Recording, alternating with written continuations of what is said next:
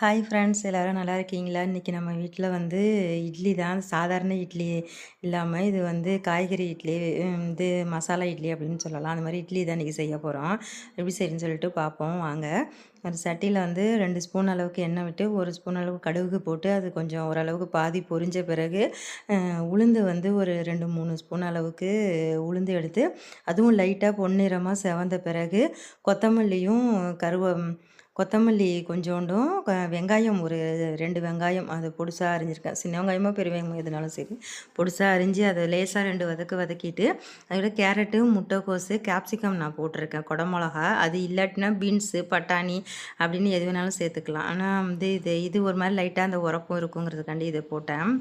அதை எல்லாத்தையும் போட்டு லேசாக வதக்கிக்கலாம்.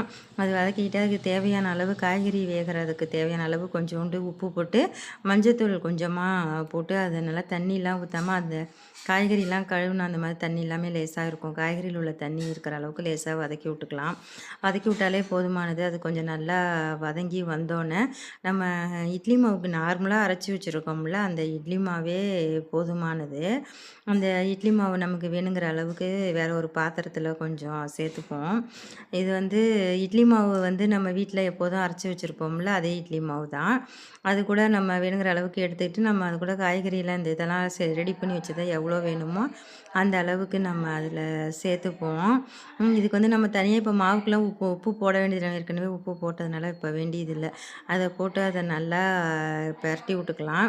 நம்ம கொஞ்சம் கெட்டியாக இருக்கிற மாதிரி இருந்துச்சுன்னா கொஞ்சோண்டு தண்ணி ஊற்றிக்கோங்க. இல்லாட்டினா அதுவும் வேண்டியதில்லை. நமக்கு அதை போட்டு பெரட்டிட்டு இட்லி மாவு பதத்துக்கு கரெக்டாக ரெடி பண்ணிப்போம். இது மாதிரி கலக்கி விட்டோம்னா இப்படி தான் இருக்கும். இதை நம்ம அப்படியே ஊற்ற வேண்டியதான். இந்த வெஜிடபிள்ஸ்லாம் சாப்பிடாத குழந்தைங்களுக்கெல்லாம் இது வந்து நல்லா சாப்பிடுங்க. குடமிளகா குழந்தைங்களுக்கு ரொம்ப குட்டி குழந்தைங்களுக்கு கொடுக்கணும்னா அது அவாய்ட் பண்ணிக்கோங்க. நான் என் பசங்களுக்கு அது பிடிக்குங்கனால அது இது பண்ணேன்.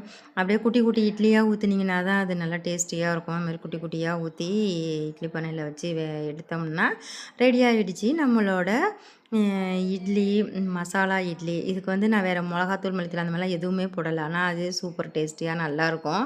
இதுக்கு வந்து தேங்காய் சட்னி, தக்காளி சட்னி எதுனாலுமே வச்சு பொடி அப்படி எதுனாலுமே வச்சு சாப்பிடலாம். இதே மாதிரி நீங்களும் உங்கள் வீட்டில் செஞ்சு உங்கள் குழந்தைங்களுக்கெல்லாம் கொடுங்க. நம்ம சேனலை மறக்காமல் லைக் பண்ணுங்கள், ஷேர் பண்ணுங்கள், சப்ஸ்கிரைப் பண்ணுங்கள். Okay friends, bye. Take care.